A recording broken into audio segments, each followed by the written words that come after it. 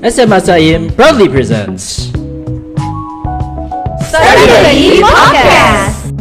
Open Talks, open your world.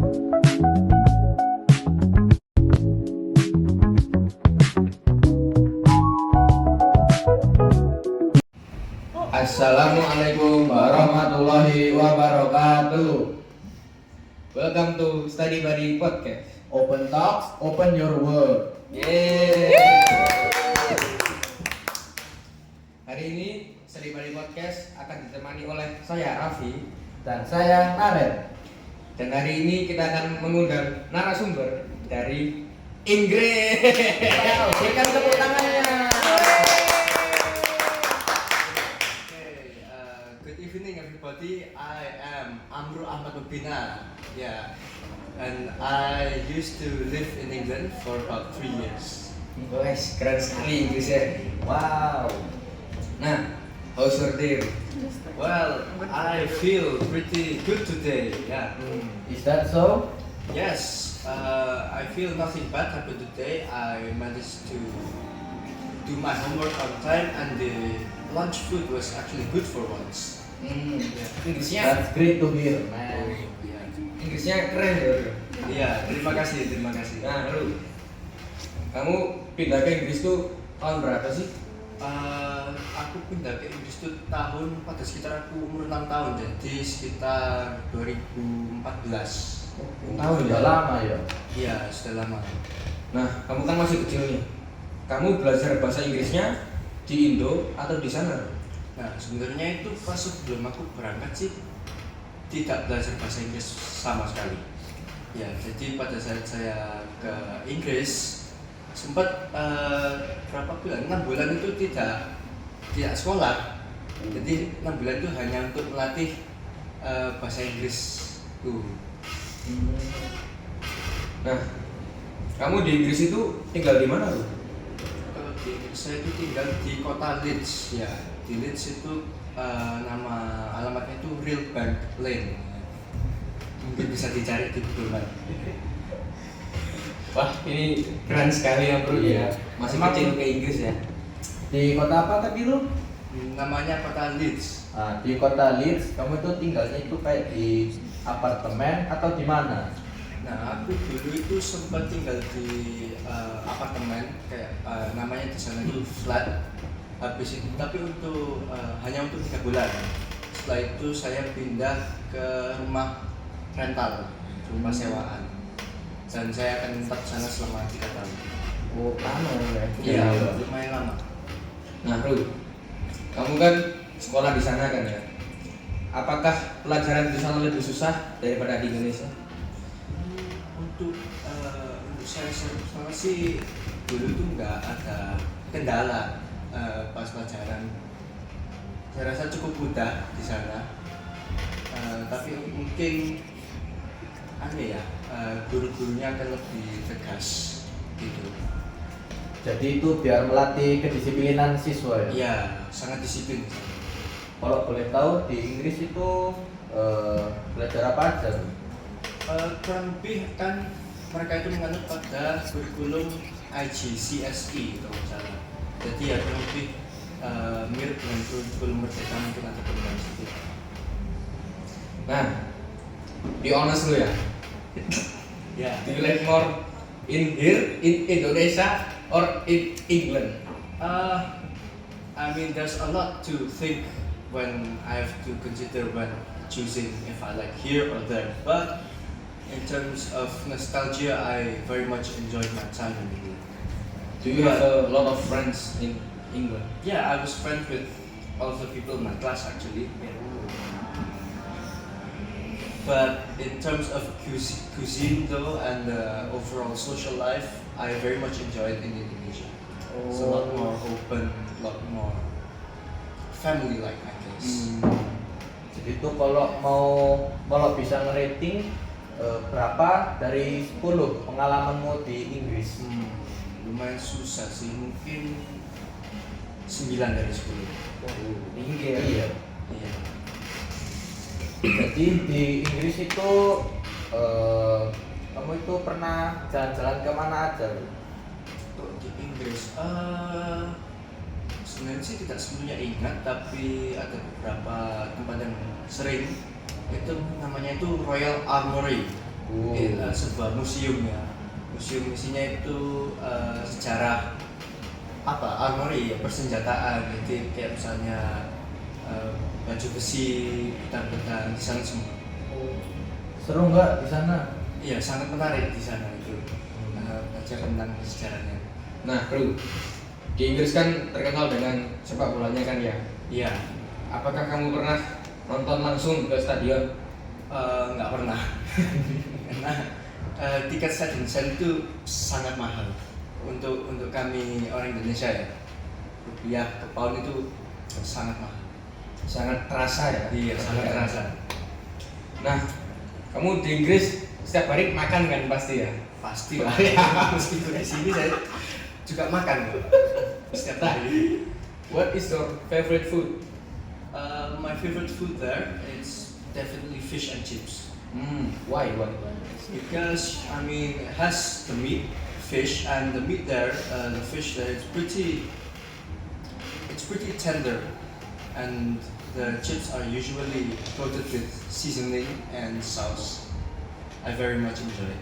Oh, makan nasi juga nggak Bro, di sana? Kalau makan nasi biasanya masakan rumah. Yaitu saya beli di China shop istilahnya di sana. Biasanya jual beras, ya masak di rumah, masak soto, rawon. Jadi bisa masak beras sendiri? Oh kalau aku sendiri sih baru belajarnya di sini, tapi ibu saya ya masak di sana. Chef. Oh ya istilahnya. Nah, kamu ada ini nggak plan mau balik ke Inggris nggak? Buat kuliah atau kerja gitu? Sebenarnya sih ada bayangan mau kuliah ke luar negeri, tapi nggak specifically Inggris sih. Kemana? Mungkin lebih ke negara-negara timur ya, atau misalnya di Singapura atau Eropa tapi bukan Inggris, di Jerman dan sebagainya. Emang kenapa kalau kok mau ke Jerman atau Singapura gitu? Kenapa tidak Inggris? Kalau Jerman itu saya dengar itu maju perkuliahan di sana dari segi IPA-nya juga, dan di Eropa kan ada saya dengar itu namanya CERN, like, Particle Accelerator, sangat keren. Saya ingin ke sana. Nah, kamu kan pengen ke Jerman ya? Iya. Bisa nggak bahasa Jerman? Nah, belum sama Belum, sekali. ya. Tidak belajar. Jadi habis ini mau belajar nih. Iya, Pakai kayaknya apa? harus mulai sejak dini ya. Nanti belajar sama aku ya. Oke, siap. Oke. Terus ini loh, kan kamu kan pernah merasakan sekolah di sana. Nah, menurutmu ya, apa aja yang perlu orang siapkan kalau mau bersekolah di Inggris? Kalau di sana itu yang perlu disiapkan itu saya rasa yang pasti itu kedisiplinan yang paling utama, karena di sana itu sangat menganut pada otoritas senior ya, otoritas guru. Jadi dan juga apa ya istilahnya? Ya gitu sih. Bisa bahasa Inggris? Ya, yang kok bahasa Inggris pasti. Ada itu nggak tuh? Misalnya pelajaran ini harus sudah paham gitu sebelum ke sana. Oh, kalau tes sendiri untuk SD setahu saya nggak ada. Nggak. Jadi boleh langsung masuk. Iya, asal apa di negara asalnya sudah ada pendidikannya, seharusnya di sana cukup masuk saja. Nah, Ru, what is your culture shock? My culture shock. I feel for like when I was 6 years old, yeah. So I don't remember much, but more of my culture shock was when I moved from England to here, actually, to Indonesia, back to my homeland. One of the culture shocks from England to here was the lack of pavement. Yeah, lack of pedestrian infrastructure, definitely. Jadi waktu pas di Inggris kamu nggak kaget di toiletnya nggak ada semprotan gitu? Iya, iya pasti di apa Inggris itu aku besarnya di Inggris ya, jadi ya terbiasa toilet itu pakai itu paper towel. Iya, jadi air itu nggak pakai. Iya. Berarti awalnya kamu kayak bingung gitu ya? Iya. Pakai seadanya. Ya awal lama-lama sih terbiasa. Kan saya rasa oh normalnya begitu. Pada saat balik ke sini, oh baru tahu kamar mandi basah, kamar mandi yang ada airnya gitu. Shocknya sih di sini sih. Shock banget nggak? Lumayan. Lumayan. Lalu berapa? Ah, mungkin dari 1 sampai 5 itu mungkin 3 gitu, tapi lebih menikmati toilet basah di sini. Oh, pasti. lebih bersih ya? Iya, lebih bersih. Lebih gampang ya. Iya, lebih bisa.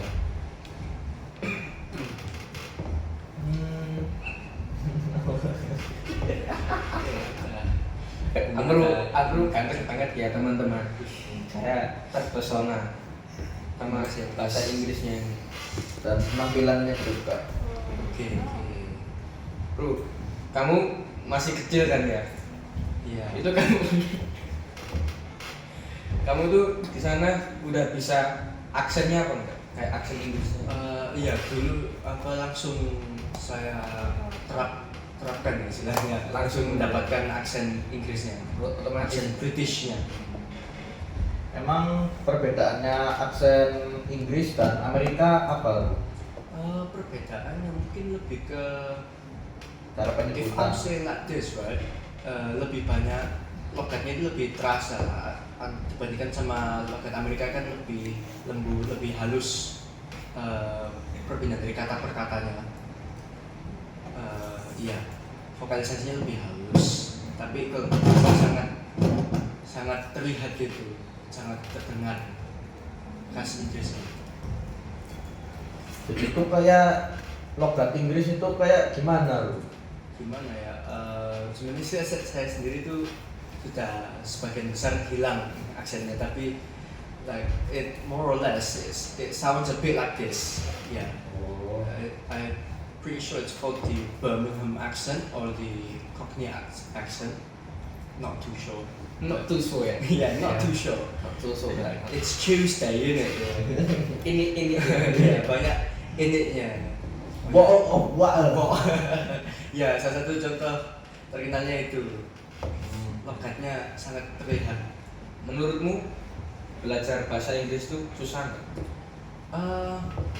Lebih susah kalau misalnya belajarnya secara teori, karena yang diamati dari orang-orang Inggris sendiri dan orang-orang luar negeri juga itu bahasa Inggris itu aturan leksikalnya sangat tidak konsisten. Ya, tapi kalau misalnya sebenarnya itu belajar bahasa melalui telinga itu saya dengar itu jauh lebih gampang.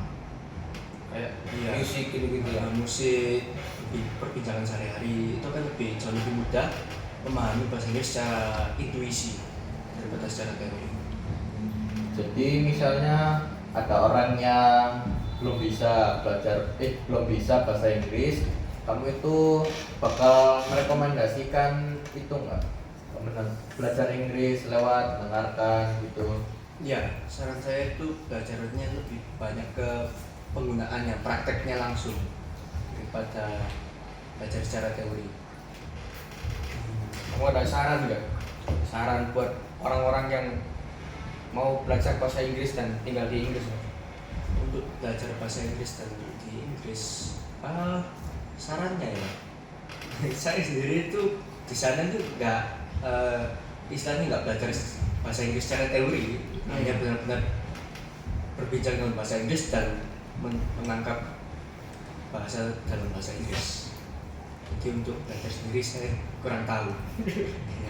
Otodidak ya? Iya, otodidak. Keren kamu ini. Iya.